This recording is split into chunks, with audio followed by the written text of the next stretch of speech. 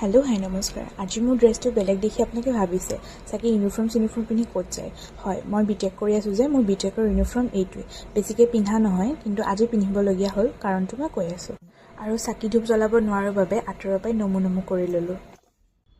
तार पाछते उलाई गलो जेहेतु बतरটো बहुत बेया हुआहे बतर किन्तु उपाय নাই मिड टार्म प्रेजेंटेशन माने फाइनल इयरर सो जाबই লাগিব।